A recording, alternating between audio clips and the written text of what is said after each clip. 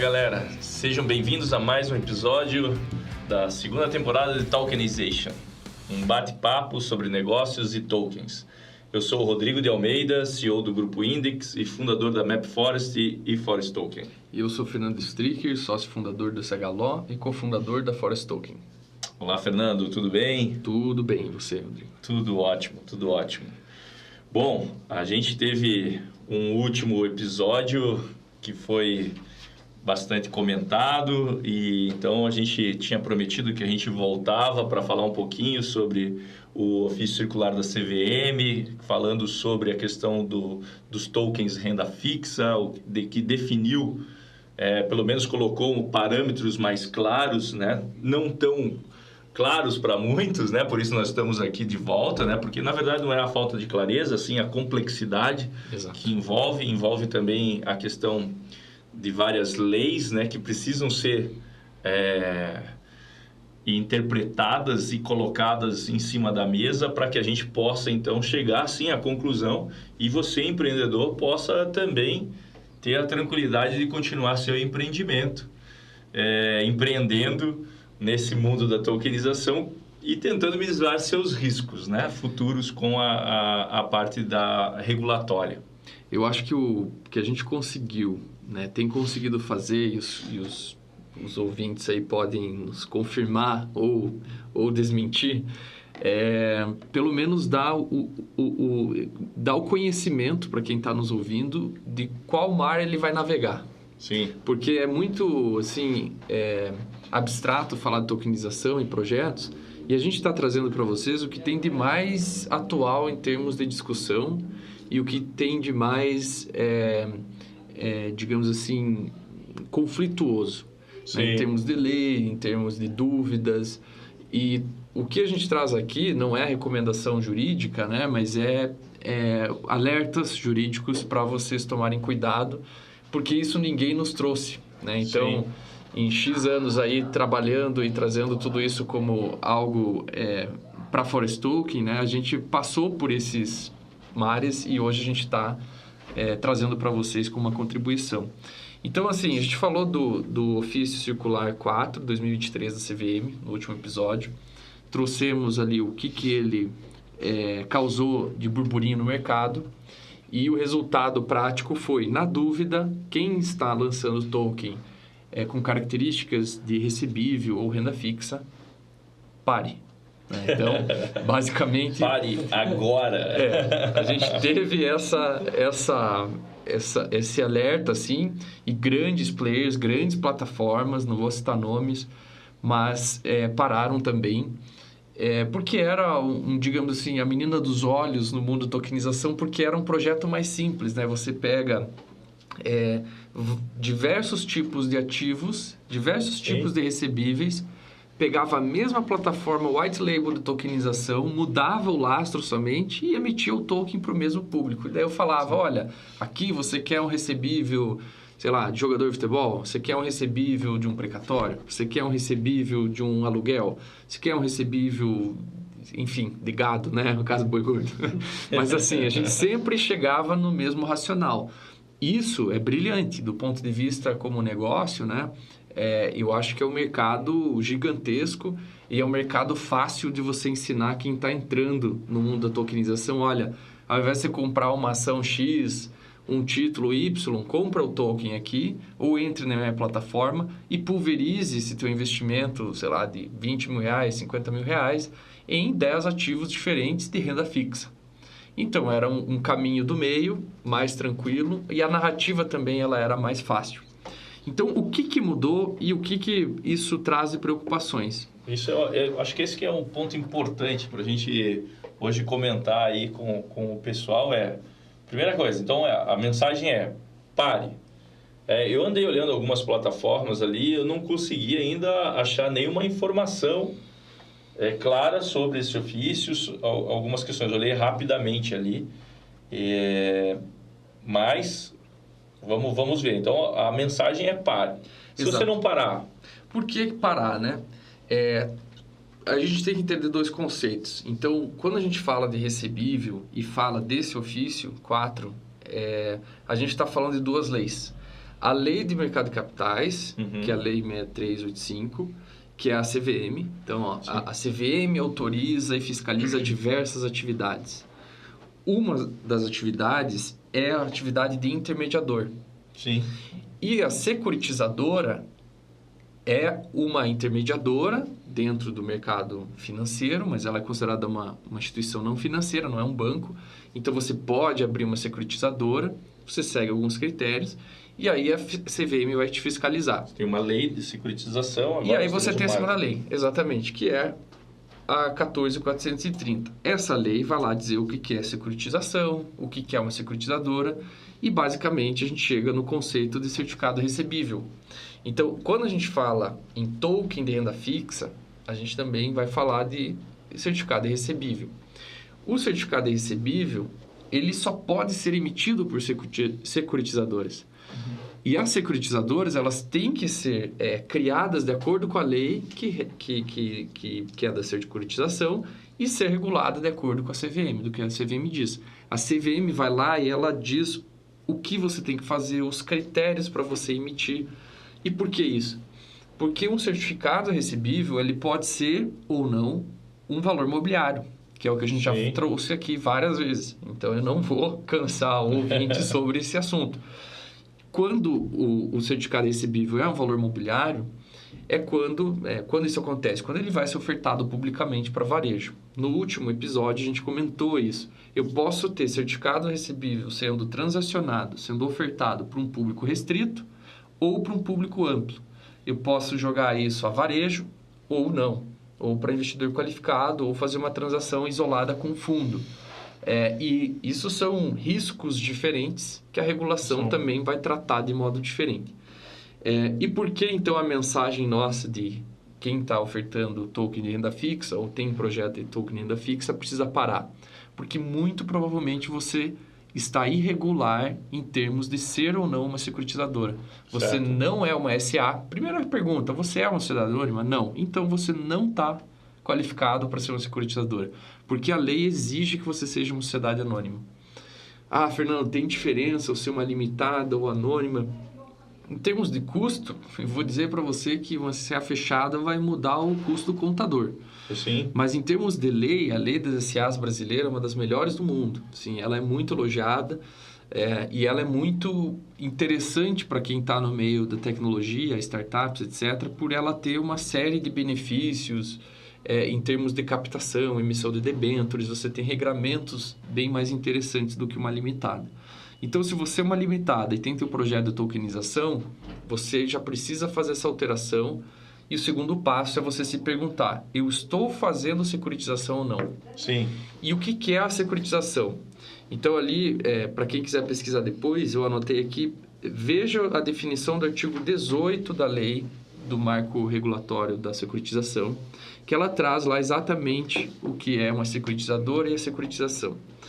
A securitização, ela nada mais é do que você comprar créditos, então você adquirir créditos, direitos de crédito, e você usar esses direitos de crédito como lastro para você emitir um certificado recebível. Então, note que a securitização, ela envolve 3 partes. Uma parte que tem um crédito, ela chega na securitizadora, bate na porta, a securitizadora analisa esse crédito e verifica se enquadra dentro dos padrões dela para emitir um recebível. A partir dessa análise e seguindo tudo que a CVM dispõe sobre securitização, ela vai emitir um certificado recebível colocando lá quem é a empresa que tinha o crédito, que fez o lastro, né, inicial, qual que é o prazo disso e qual a forma de remuneração. Existem outras questões que, dependendo do teu recebível, você precisa pôr obrigatoriamente. Então, isso tudo, né, esses detalhes, você avança de acordo com a lei. Mas a principal resposta que você tem que encontrar no teu projeto é se você está fazendo securitização, basicamente. O FDIC também, né?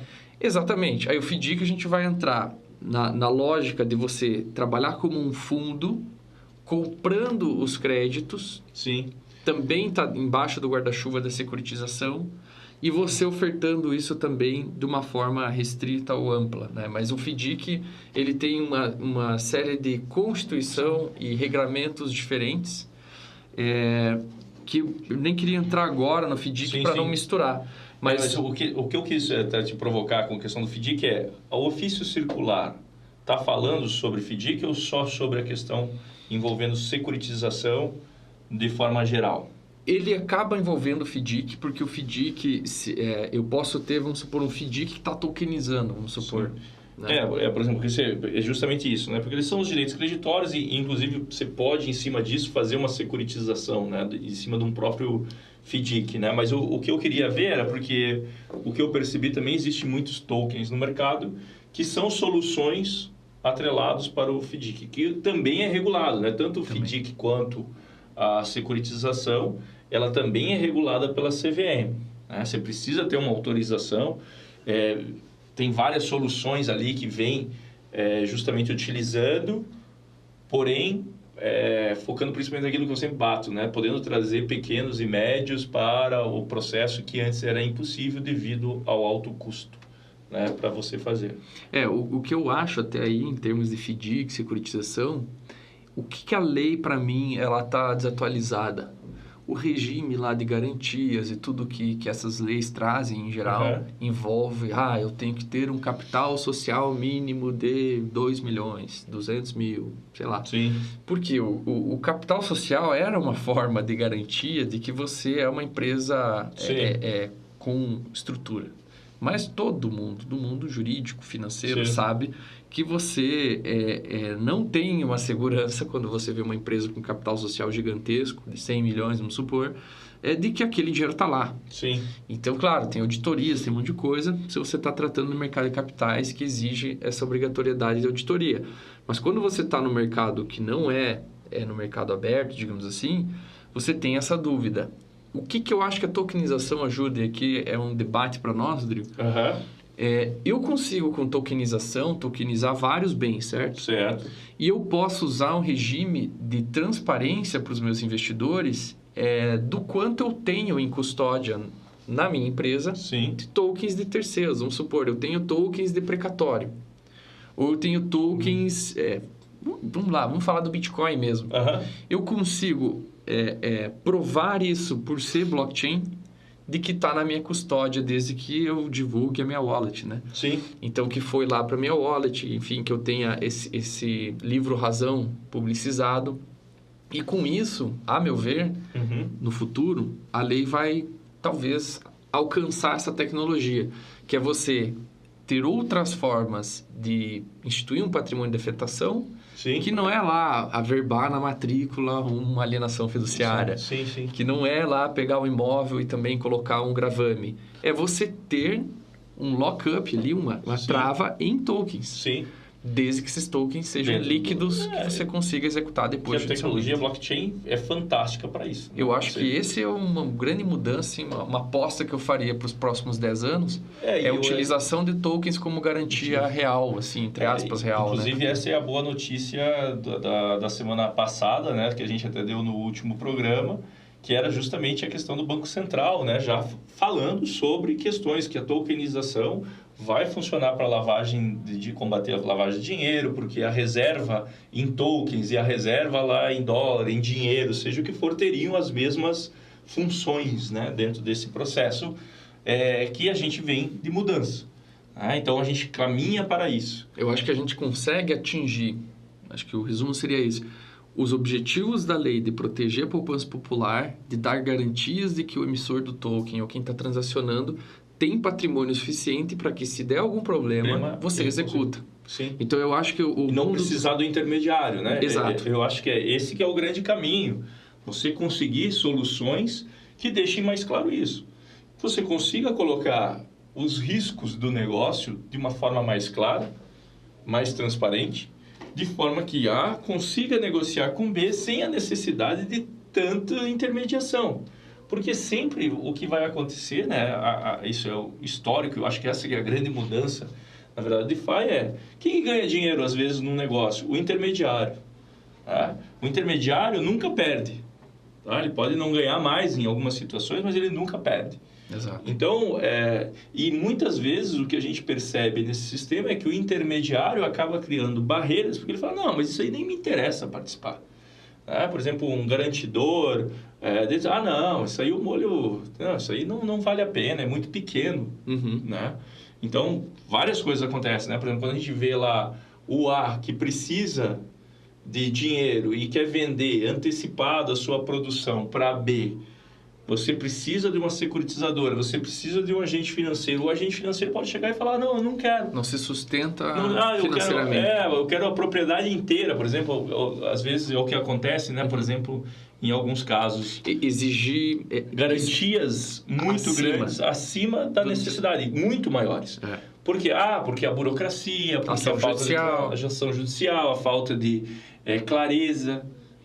No fim, o que a gente está falando aqui são a mudança na lógica da exigência de garantias e como a gente já discutiu, né, Rodrigo, várias vezes, escrow account. Sim. É um dinossauro, mas é utilizado porque funciona. Você põe o dinheiro no banco. Fale sobre isso aí. Você põe dinheiro no banco e o banco, como um third party ali confiável, ele recepciona isso, custodia esse dinheiro e libera na medida em que o contrato é cumprido. Então, você tem uma conta garantia, o escrow account. Só que isso é bem defasado se a gente for ver o que o blockchain permite hoje. Sim. Eu poderia ter muito menos custo, muito mais agilidade e ter dentro do smart contract as regras de uma escrow account. Então, eu vejo que a tendência do mercado cripto é essas soluções de garantia, de seguro, também ser melhoradas, né? E aí, o que eu ia concluir sobre essa análise do ofício circular é que a CVM não fechou a porta, tá? Então, o PARI, que a gente mencionou como mensagem, ele te dá uma luz no sentido de, olha, analise bem a regulação do crowdfunding, que é a instrução 88/2022, e lá você vai ver como você consegue manter o seu projeto, se você quiser, envolvendo renda fixa. Eu já digo, aqui tem um efeito colateral, que é tirar projetos pequenos. Sim. E também limitar os muito grandes. O crowdfunding tem essa grande dificuldade, porque você não pode ser pequeno, porque você não consegue pagar os custos para fazer isso acontecer, mas já é muito menos burocracia e tudo mais. E, por outro lado, um projeto acima de 15 milhões de reais, você não consegue captar. Então, o crowdfunding ele tem um teto que foi atualizado já, mas ele ainda é... 15 milhões, né? Que a gente até comentou. Ele é limitante para alguns projetos. Então, assim, pensando em investidor e tudo, o crowdfunding ele é uma forma de você ir a varejo. Então, isso é legal, porque você acaba pulverizando. E qual que seria a troca que você faz? Por que eu iria para o crowdfunding? Olha, vamos supor que você queira captar 5 milhões de reais para iniciar teu projeto. Uhum. E você acha que é uma baita ideia, você acredita que seja algo que vai vingar, só que você não tem acesso a um venture capital, você não tem acesso a um investidor anjo, ou você teve acesso e as negociações não foram boas, pediram 20% da tua startup. Olha, eu vou para o crowdfunding, eu vou tentar captar 5 milhões pulverizado, Sim. Eu tento achar um número equivalente de investidores que vão investir lá seus 100 mil, 50 mil, e aí eu fui a varejo de acordo com a CVM. Sim. E não tem problema nenhum. Então, a única dificuldade aí, e é uma pergunta que eu recebi, então, Fernando, eu tenho renda fixa aqui, eu tenho meus tokens lastreados em renda fixa, e eu quero fazer via crowdfunding. Eu posso fazer na minha plataforma, então? Não. Você precisa seguir uma plataforma eletrônica autorizada pela CVM, você tem que passar por um rito lá de aprovação, ou você se recorrer, né, do intermediário já autorizado. Exato. E isso também é fácil, não é complexo. Então, aí o caminho da luz seria busque crowdfunding para você manter teu projeto. Seria o caminho intermediário agora, né? Ou você conseguir pensar também num formato de que adequação. Não seja a securitização. A securitização dentro disso. Porque o grande problema é que você vai fazendo análise, é aquilo que a gente já falou sobre o Huawei Test. Né? Cara, é valor mobiliário, né? Dependendo ali se o esforço não vem, né? Por exemplo, isso que muitos não conseguiram entender claramente, né? Que cara, tudo que depender de um esforço de terceiro ou do emissor, seja o emissor ou a própria exchange, né? Porque nesse caso, o que para mim ficou muito claro é que não, mas eu que estou fazendo aqui, mas de quem era o esforço para aquilo acontecer? Era da própria exchange. Exato. Né? Então, aí você dependia exatamente daquele esforço dela funcionar e isso é valor mobiliário, acabava se enquadrando. Então, vamos preparar aí, mais para frente, uma lista aí até de, vamos dizer, de ativos ali que geralmente vão ser muito difíceis não cair em valor imobiliário. Eu acho que a gente pode pensar em colocar isso aí também nas mídias sociais para a gente ir orientando também o nosso público.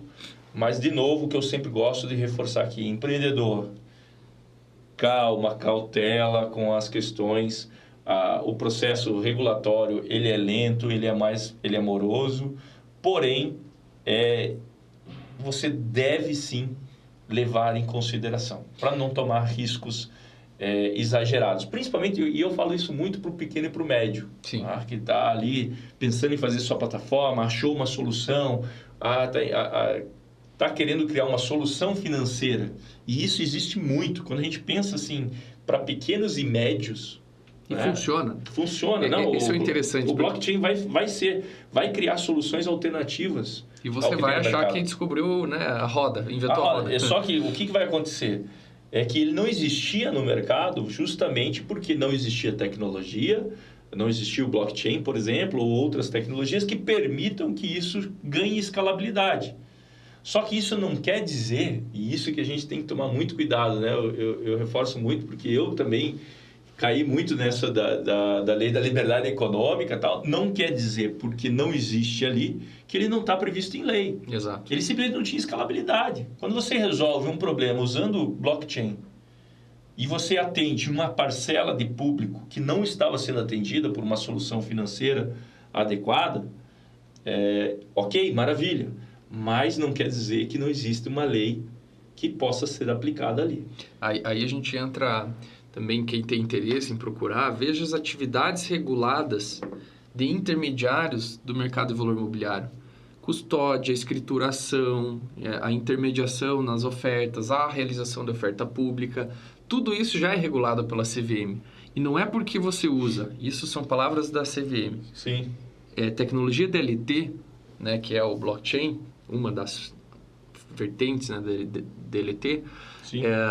Que você não está ofertando valor imobiliário ou que você não seja um intermediador caracterizado de acordo com a lei.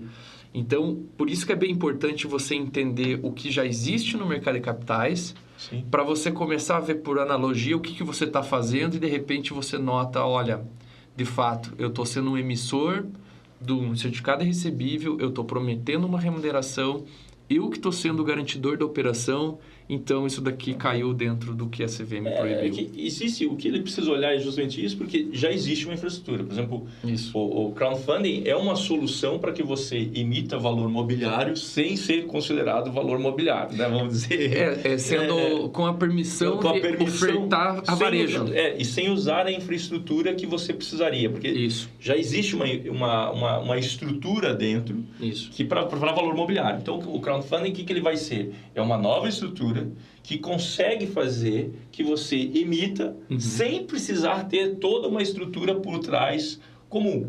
E por isso que ela limita o valor. Por quê? Porque ela fala, então vamos limitar até 15 milhões.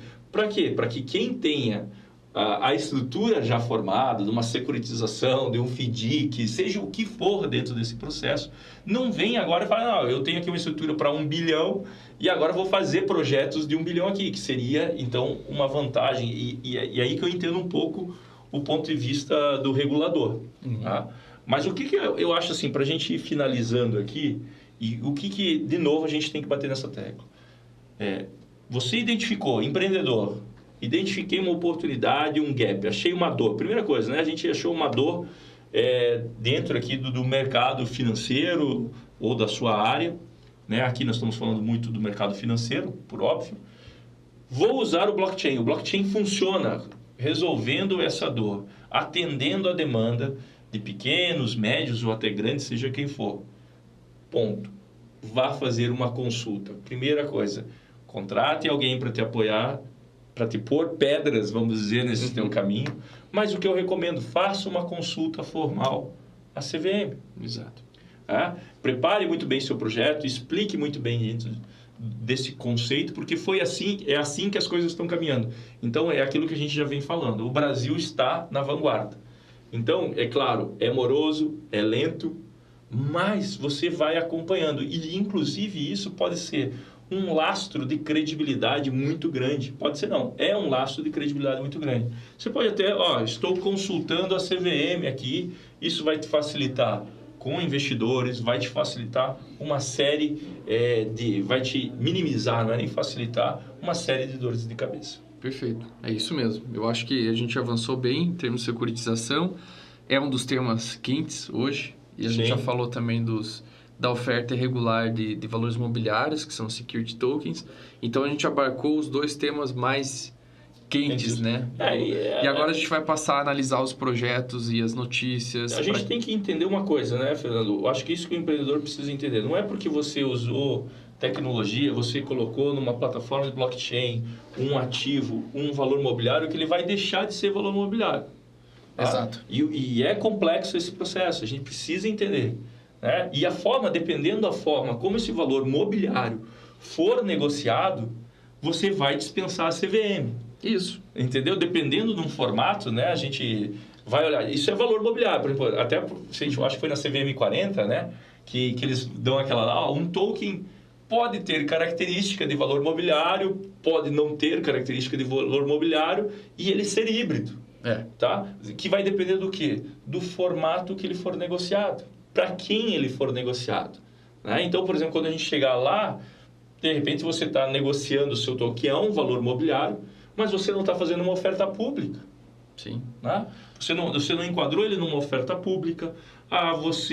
Ou você fez num ambiente fechado, só com investidores qualificados. Exato. Então, existem várias formas que você pode pensar numa solução intermediária e que depois você possa chegar ao ponto de ir para varejo e ir para poupança popular.